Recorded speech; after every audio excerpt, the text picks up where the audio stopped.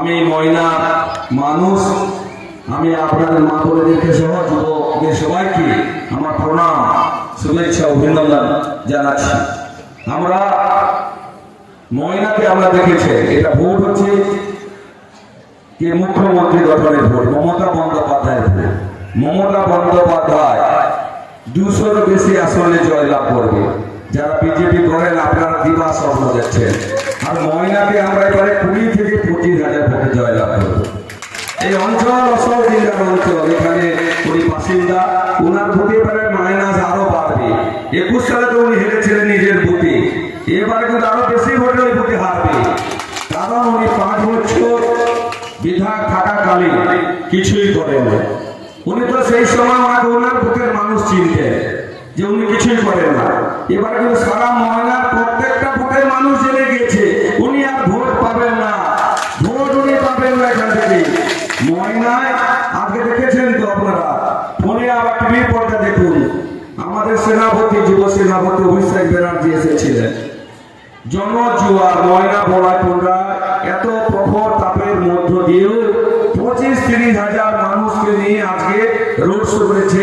এই প্রথম ময়নাতে ঐতিহাসিক রোড শো গঠিত হলো এবং বেশিরভাগ কিন্তু যুব সমাজ এসেছে। মায়েরা অনেক সবাই আসেন, কিন্তু আজকের সভাতে দেখে নিয়ে যুবক ভাইদের আরো আগমন, তার বার্তাকে 2026 সালে তৃণমূল কংগ্রেস এই ময়না থেকে বিপুল ভোটে জয়লাভ করবে। আমি আপনাদের কথা দিয়ে যাচ্ছি, আমি ময়নার মানুষ, এই ময়নার মাটিকে ভালোবাসি, ময়নার মাটিতে বড় হয়েছে। আমি বিধানসভা জয়লাভ করার পর এই অঞ্চলে এসে আমাদের বিধায়ক কার্যালয় এই অঞ্চল বা এই নদীর এই পাশে গঠিত হবে।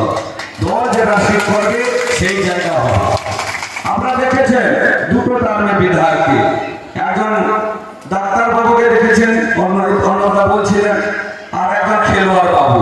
খেলোয়াড় বাবু ডাক্তার বাবু বাবু এক হয়েছে।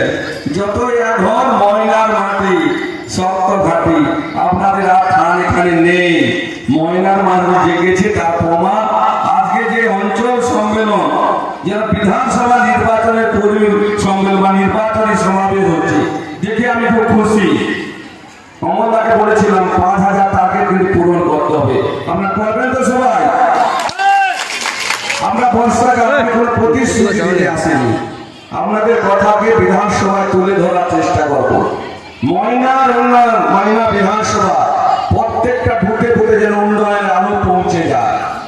ময়নার বিভিন্ন এলাকায় জল নিকাশি নিয়ে সমস্যা, ময়নার মৎস্য হাট গঠন করা, ময়না রাস্তা সম্প্রসারণ, শিক্ষিত বেকার যুবকদের জন্য কর্মসংস্থানের ব্যবস্থা হবে।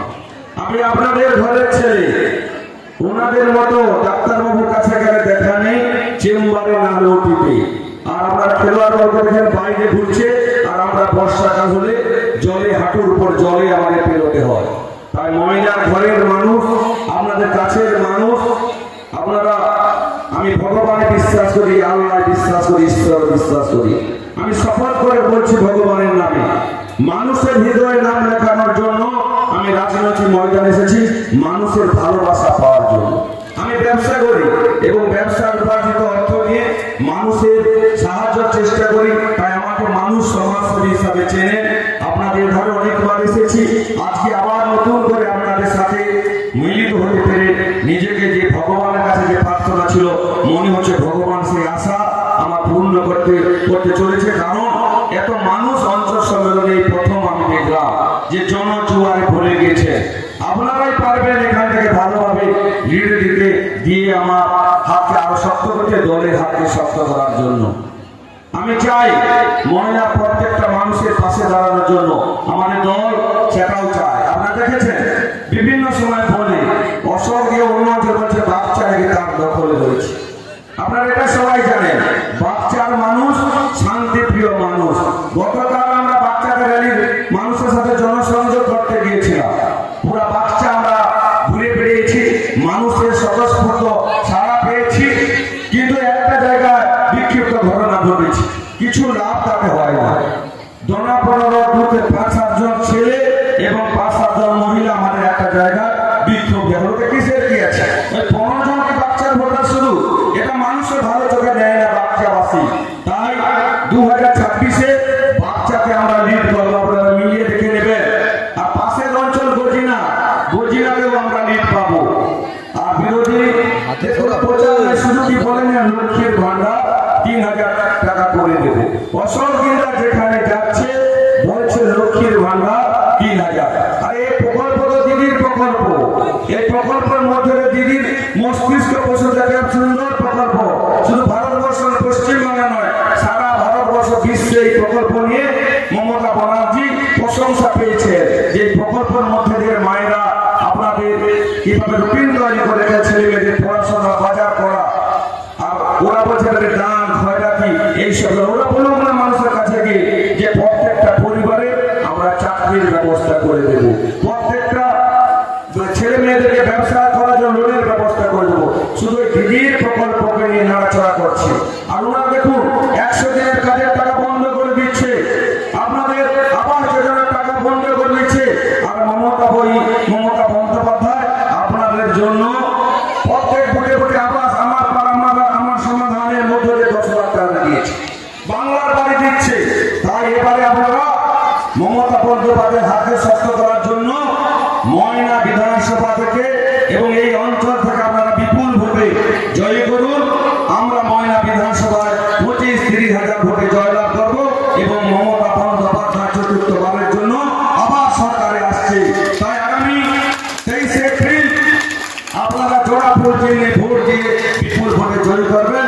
এই কয়েকটা কথা বলে আমার বক্তব্য শেষ করছি। নমস্কার।